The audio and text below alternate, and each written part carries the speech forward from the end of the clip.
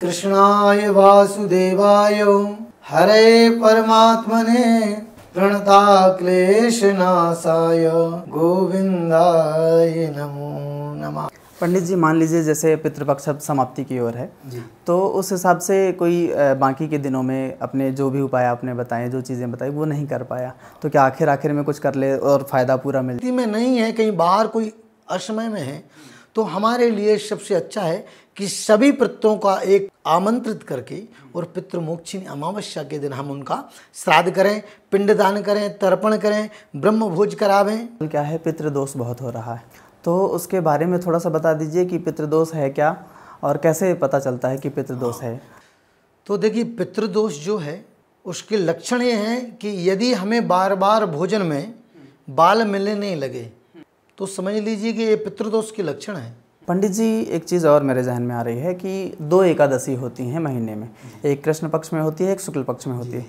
तो मैंने कई बार सुना, किसी पंडित ने कहा कि ये वाली करनी चाहिए, ये नहीं करनी चाहिए। तो पहले तो मैं दोनों का महत्व जानना चाहूँगा आपसे, और साथ ही यह भी जानना चाहूँगा पंडित जी कि एकादशी व्रत करने से हमारा फ़ायदा क्या है, और लोग जो सोचते हैं कि कौन सी करनी है कौन सी नहीं करनी, इसका डाउट जो है वो क्लियर कर दीजिए। बहुत अच्छा प्रश्न किया भैया।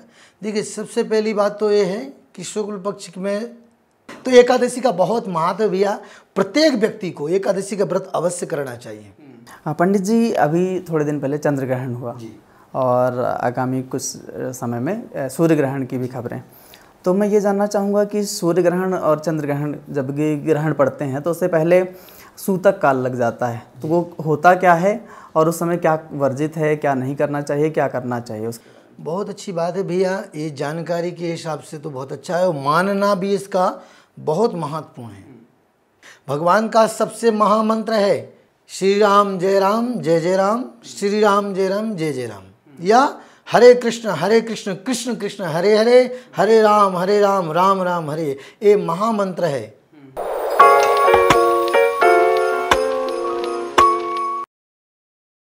नमस्कार, मैं अभिषेक त्रिपाठी और हमारे डिस्कशन कैफ़े पॉडकास्ट में जो मेहमान हैं बेहद ही खास हैं। खास इसलिए कह रहा हूं क्योंकि वो पंडित हैं, पुराणिक हैं और साथ ही साथ कथा व्यास भी हैं। आज उनसे ही जानेंगे पितृपक्ष का महत्व और उसके बारे में कुछ अहम बातें। चलिए स्वागत करते हैं पंडित राघवेंद्र शास्त्री जी का। पंडित जी, सवाल जवाब की शुरुआत करें उससे पहले मैं ये जानना चाहता हूँ कि पुत्र क्या है और उसके कर्म क्या है? बहुत अच्छा प्रश्न किया भैया आपने। पुत्र जो है ना, वो यही है कि यदि वो जीते जी अपने माता पिता की सेवा करें, माता पिता का ध्यान रखें, उनकी सेवा नित्य करते रहें, और माता पिता के ना रहने पर, स्वर्गवास होने पर भी वो अपने माता पिता की पहले तो जो और्ध्वीय क्रिया होती है, एक अंत्येष्टि कर्म है, दशा कर्म है, त्रयोदशी कर्म है, ये विधान से करें। ये पुत्र का परम कर्तव्य है। और माता पिता अपने यहाँ पुत्र की कामना इसलिए ही करते हैं कि मेरा जो संतान होगी, मेरा पुत्र होगा, वो मेरे लिए जीते जी तो ठीक है, मेरे मरने के बाद मुझे पानी देगा, यही सब आशा रखते हैं। तो पुत्र का कर्म यही है कि माता पिता की सेवा करें, मरने के बाद में उनके लिए जल देवें। जैसे श्राद्ध पक्ष आते हैं तो श्राद्ध पक्षों में बताया तो जाता है कि नित्य प्रति पिंडदान करना चाहिए, और नहीं हो सकता है तो पितृपक्षों के दिनों में 16 दिन माता पिता के नाम से पिंडदान करें, तर्पण करें, ब्राह्मण भोज इत्यादि करें। जितना बन जावे माता पिता के निमित्त से कार्य करें। और माता पिता की जो तिथि होती है, विशेष तिथि, जिस तिथि में उनका देहांत होता है, उस तिथि के दिन का जो है महत्व, उस दिन श्राद्ध करें। गाय का, ब्राह्मण का, कौए का, चींटी का, इन सब का जो है थोड़ा थोड़ा ग्रास निकालें। और माता पिता की सेवा करना ही पुत्र का परम कर्तव्य है। पंडित जी, साथ में ये बताइए, जैसे आजकल क्या है, पितृदोष बहुत हो रहा है, तो उसके बारे में थोड़ा सा बता दीजिए कि पितृदोष है क्या और कैसे पता चलता है कि पितृदोष है और इसके कारण क्या है? आज प्रत्येक जनमानस जो है ना, इन सब चीज़ों से, कुछ ज्योतिष आचारों के द्वारा और कुछ मोबाइलों के द्वारा, आजकल ये सोशल मीडिया के द्वारा कुछ लोग ज़्यादा भ्रमित रहते हैं, कहीं कुछ आता है। तो देखिए, पितृदोष जो है उसके लक्षण ये हैं कि यदि हमें बार बार भोजन में बाल मिलने नहीं लगे तो समझ लीजिए कि ये पितृदोष के लक्षण है। या हमारे स्वप्न में बार बार हमारे पूर्वज आने लगे तो समझ लीजिए ये पितृदोष के लक्षण है। और घर में आवक कम है और खर्चा ज़्यादा हो रहे हैं, संपत्ति आ तो रही है पर रुक नहीं रही है, खर्चा ज़्यादा हो रहा है, ये पितृदोष के लक्षण है। और घर में अनेक बीमारियां जो लंबे समय तक चलती रहती हैं और ठीक नहीं हो रही हैं, ये समझ लीजिए कि ये पितृदोष निश्चित है। अच्छा, तो पंडित जी जैसे अब पितृदोष हो ही गया है तो क्या उपाय करने चाहिए? हाँ, ये भी बात बहुत अच्छी महत्व पूछी है आपने कि लोग बाग आजकल इन सब चीज़ों को देखते हुए और अपनी जन्म पत्रिका और कुंडलियाँ सब चीज़ दिखा लेते हैं पर परेशान बहुत रहते हैं सब। इसके लिए सबसे अच्छा उपाय है, यदि पितृदोष है तो उसके लिए सबसे महत्वपूर्ण है कि श्रीमद् भागवत महापुराण का पारायण, मूल पारायण कराया जाए विधि विधान के साथ। दूसरा उपाय इसका है कि नारायण बलि। ये क्या होता है पंडित जी? नारायण बलि भगवान नारायण की द्वारा सेवा की हुई और उनको पितरों के निमित्त ही ये नारायण बलि दी जाती है। ठीक। और तीसरी होती है त्रिपिंडी श्राद्ध, जो हमारे पूर्वज होते हैं उनके लिए, पितरों के लिए ये त्रिपिंडी श्राद्ध किया जाता है। तो इससे निश्चित ही पितृदोष में शांति होती है। अच्छा पंडित जी, एक चीज़ और मेरे जहन में आ रही है कि 2 एकादशी होती हैं महीने में, एक कृष्ण पक्ष में होती है, एक शुक्ल पक्ष में होती है।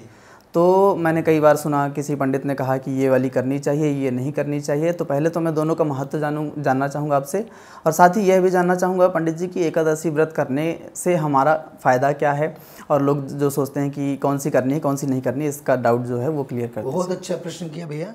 देखिए, सबसे पहली बात तो ये है कि शुक्ल पक्ष में एकादशी और कृष्ण पक्ष में एकादशी, माह में 2 एकादशी होती हैं और दोनों एकादशी महत्वपूर्ण हैं और दोनों एकादशी का व्रत प्रत्येक मानस को करना चाहिए। एकादशी का व्रत अधिक महत्वपूर्ण है। अब कुछ लोग कहते हैं कि शुक्ल पक्ष की जो एकादशी है वो सभी के लिए करनी चाहिए, पर जो कृष्ण पक्ष में अंधियारी पक्ष की एकादशी होती है, गांव देहात में बहुत लोग बोलते हैं कि अंधियारी पक्ष की एकादशी जो है वो विधवा लेडीज़ों के लिए करनी चाहिए। पर ऐसा नहीं है, इसमें शास्त्रों में ऐसा नहीं है कि जो एकादशी है वो विधवाओं के लिए। दोनों एकादशी सभी के लिए करनी चाहिए और दोनों का महत्व बराबर है। इसलिए कृष्ण पक्ष की एकादशी भी सब करें और शुक्ल पक्ष की एकादशी।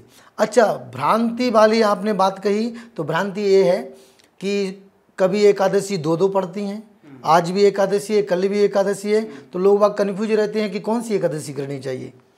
उसमें शास्त्रों में बताया है कि जो वैष्णव संप्रदाय से हैं, निम्बार्क संप्रदाय से हैं, रामानंद संप्रदाय से, आदि आदि संप्रदाय से जो हैं, उन सब के लिए द्वादशी युक्त जो एकादशी होती है उसका व्रत करना चाहिए। वो बहुत महत्वपूर्ण है। और आपने कहा कि एकादशी का लाभ क्या है भैया? एकादशी का लाभ ये है कि अन्न व्रत आप करो या ना करो, उससे आपको लाभ हानि होने वाली नहीं है। पर अन्य व्रतों के अपेक्षा यदि आप एकादशी का व्रत नहीं करते हैं तो उसके लिए आपको पाप लगता है, उसका आपके लिए दोष लगता है। एकादशी व्रत का बहुत महत्व है। एकादशी व्रत करने वाला व्यक्ति निश्चित ही वैकुंठ धाम गामी होता है। उसे बार बार पुनरपि जन्मम पुनरपि मरणम, ये यहाँ के मृत्युलोक के चक्कर नहीं काटने पड़ते। इसलिए एकादशी व्रत प्रत्येक सामर्थ्यवान व्यक्ति को करना चाहिए। और एकादशी व्रत यदि कोई कारणवश नहीं भी करता है व्यक्ति, तो उसको विशेष ध्यान ये रखना है कि उस दिन तुलसी को स्पर्श ना करें। क्योंकि तुलसी महारानी जो है ना, वो नारायण की उपासक हैं, वो उनकी व्रत रखती हैं, एकादशी के दिन नारायण के लिए व्रत रखती हैं। ठीक। दूसरा, एकादशी के दिन किसी भी प्रकार से चावल नहीं खाने चाहिए। चावल खाने से हम ये मान लीजिए कि हम नाली का जो कीड़ा होता है उसका भक्षण करते हैं यदि चावल खाते हैं। और अन्न खाने का स्वतः ही मना किया है। एकादशी के दिन बिल्कुल पूर्णतः वर्जित है कि अन्न ना खाएं। अन्न खाना मतलब पाप भक्षण कर रहे हैं हम। इसलिए एकादशी का बहुत महत्व है। एक बार एक रघुवंश में एक राजा थे, उनके यहाँ पर बहुत सुंदर एक वाटिका थी, बगीचा था। तो उसमें देवलोक से देवांगनाएं आती थी पुष्प लेने के लिए, इतने सुंदर पुष्प थे।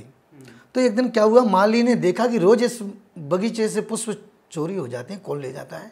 उसने रात्रि जागरण करके देखा तो देखा कि देवांगनाएं देवलोक से आई हैं और पुष्प चुनकर ले जा रही हैं। तो उस माली ने उसका हाथ स्पर्श कर लिया, पकड़ लिया, रुको तुम कौन हो।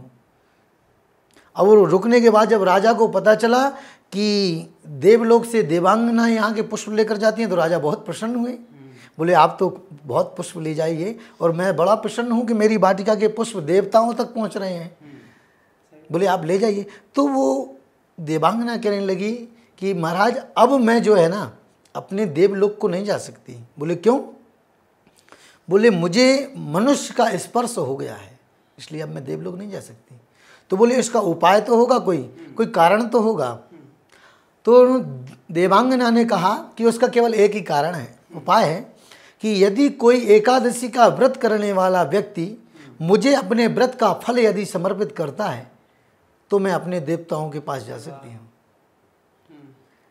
तो वहाँ राजा के राज्य में एक काम करने वाली महिला थी।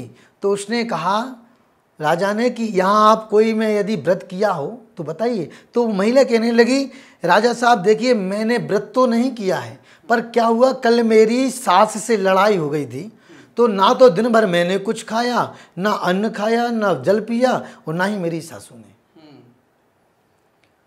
तो राजा ने पूछा कि यदि ये व्रत अनजाने में किया हुआ व्रत, भूलवश किया हुआ व्रत, उसका फल यदि लगे तो वो मेरे पास व्यक्ति है।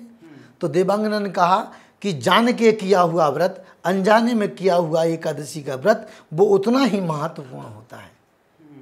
उस स्त्री से लेकर के वह व्रत का संकल्प उस देवांगना को दिया और देवांगना अपने स्वधाम को चली गई, देवलोक को चली गई। तो एकादशी का बहुत महत्व भैया, प्रत्येक व्यक्ति को एकादशी का व्रत अवश्य करना चाहिए। एकादशी के व्रत करने से हमारी अंतः बाह्य की शुद्धि भी होती है और परमात्मा से हमें प्रेम होता है। बहुत बढ़िया बात बताई पंडित जी, अच्छी लगी। पंडित जी अभी थोड़े दिन पहले चंद्र ग्रहण हुआ और आगामी कुछ समय में सूर्य ग्रहण की भी खबरें। तो मैं ये जानना चाहूँगा कि सूर्य ग्रहण और चंद्र ग्रहण जब ग्रहण पड़ते हैं तो उससे पहले सूतक काल लग जाता है, तो वो होता क्या है और उस समय क्या वर्जित है, क्या नहीं करना चाहिए, क्या करना चाहिए उसके? बहुत अच्छी बात है भैया, ये जानकारी के हिसाब से तो बहुत अच्छा है और मानना भी इसका बहुत महत्वपूर्ण है। ये या चंद्र ग्रहण हो या सूर्य ग्रहण हो, इनमें 9 घंटे पूर्व, 12 घंटे पूर्व ये सूतक काल लग जाता है। जैसे चंद्र ग्रहण में 12:57 से सूतक लग गया था चंद्र ग्रहण में, तो आने वाले सूर्य ग्रहण में भी ऐसे ही कुछ घंटों पहले जो है ना सूतक लग जाएगा। तो सूतक काल में बताया है कि हमको भगवान के पट बंद कर देने चाहिए और भगवान का केवल मन में स्मरण करते रहना चाहिए। ठीक है, नाम कीर्तन करने चाहिए। उसमें विशेषता ये है कि उस समय हमको ना तो कुछ खाना है, ना ही देव मूर्तियों को स्पर्श करना है। केवल जितना हो सकता है उतना हमको केवल भगवान नाम संकीर्तन करना है।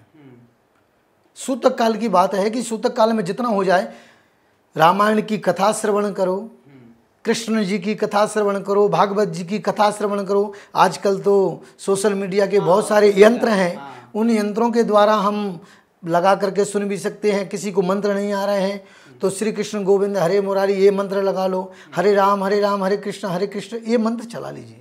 इनका श्रवण करते रहें, जितना हो जाए उतना हमको श्रवण। क्या है कि ये जो है ना भगवान को कष्ट होता है, इसलिए हमको ये जो है ना हम जितना स्मरण करेंगे भगवान उतने ही हमसे प्रसन्न होंगे। और रही बात ग्रहण काल की, जितना भी ग्रहण काल का समय होता है उतने ग्रहण काल में हम भगवान का एक नाम जपेंगे ना, राम कहेंगे तो 1000 गुना फल मिलेगा।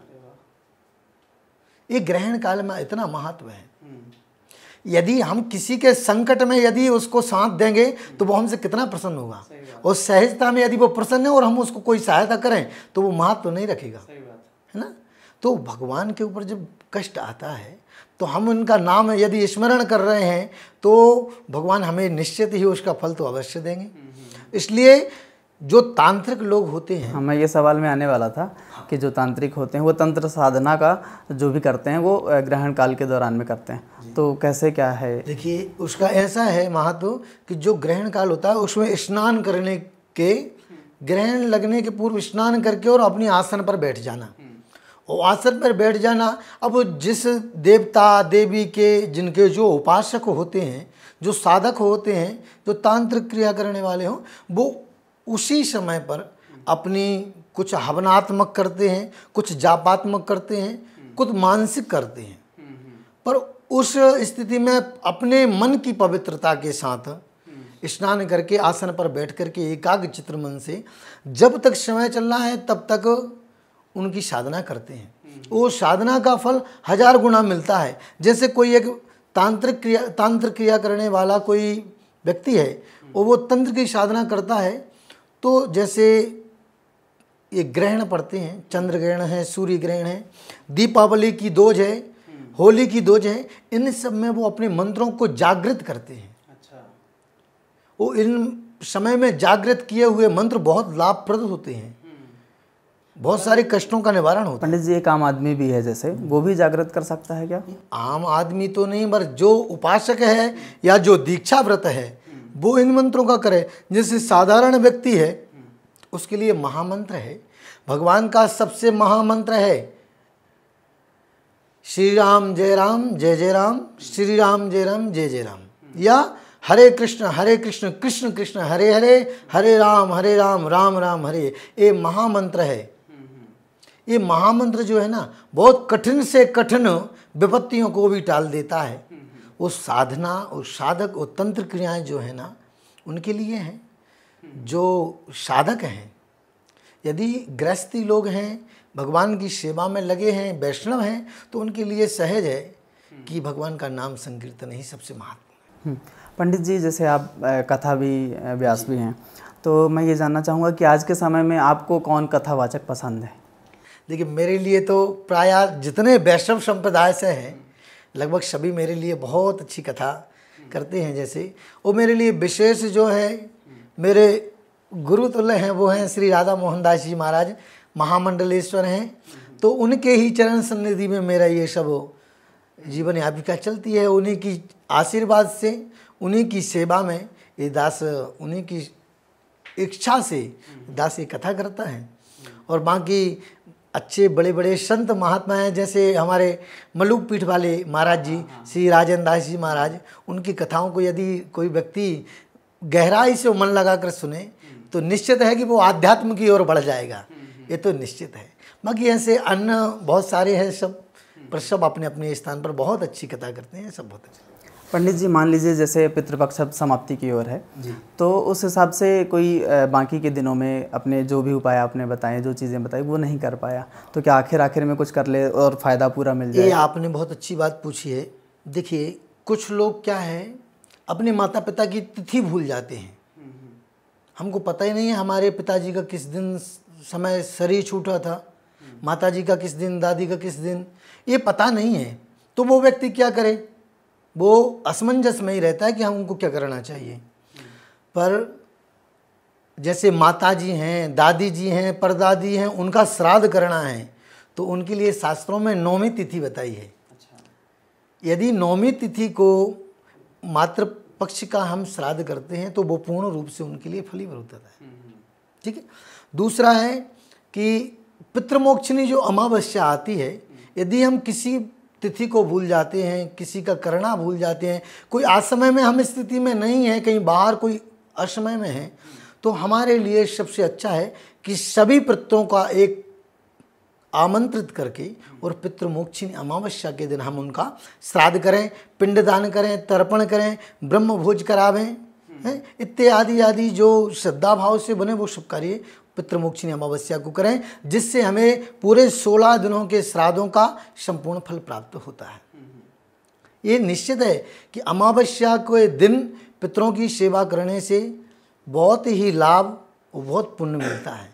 जो यदि आगे से भी करते जा रहे हैं तो वो उस दिन भी करते हैं, बहुत सारे प्राय करते हैं, पर जो नहीं कर पाते हैं उनके लिए है कि पितृमोक्षिणी अमावस्या के दिन करें।